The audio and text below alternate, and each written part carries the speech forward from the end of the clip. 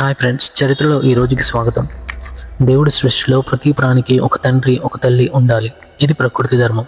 కానీ ఈ ధర్మాన్ని తిరగరాస్తూ ఒక తండ్రి సాయం లేకుండానే ఒక ప్రాణిని పుట్టించవచ్చని సైంటిస్టులు నిరూపించిన రోజు ఈ రోజు. ఫిబ్రవరి 22, 1997 స్కాట్లాండ్లోని రోస్లెండ్ ఇన్స్టిట్యూట్ శాస్త్రవేత్తలు ఒక సంచలన ప్రకటన చేశారు. ఇది వినగానే ప్రపంచ దేశాలన్నీ ఒక్కసారిగా ఉలిక్కిపడ్డాయి. అదే డాలీ అనే గొర్రె జననం. ఇది కేవలం ఒక గొర్రె పిల్ల కాదు, సైన్స్ చరిత్రలోనే అతిపెద్ద మిస్టరీ. అసలు దీని వెనుక ఉన్న అసలైన రహస్యం ఏంటో తెలుసా? సాధారణంగా ఒక ప్రాణి పుట్టాలంటే శుక్రకణం అండం కలవాలి.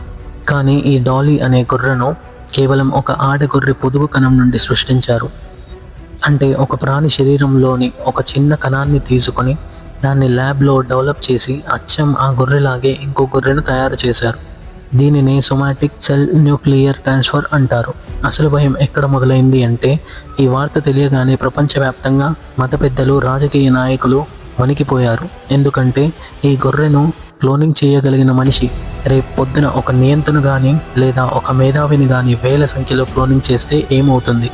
మీలాగే ఉండే వందల మందిని సృష్టిస్తే అసలైన మీరు ఎవరో ఎలా గుర్తుపడతారు?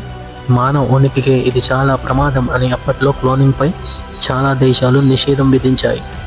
కానీ ఈ డాలీ కథలో ఒక విషాదం కూడా ఉంది. అదేంటో ఇప్పుడు తెలుసుకుందాం. ఈ ప్రయోగంలో డాలీ పుట్టినప్పుడు ఆరోగ్యంగానే ఉన్న అది కేవలం 6 ఏళ్లకే ముసలిదైపోయింది. సాధారణ గొర్రెలకు వచ్చే జబ్బులు దీనికి కేవలం చాలా చిన్న వయసులోనే వచ్చేసాయి.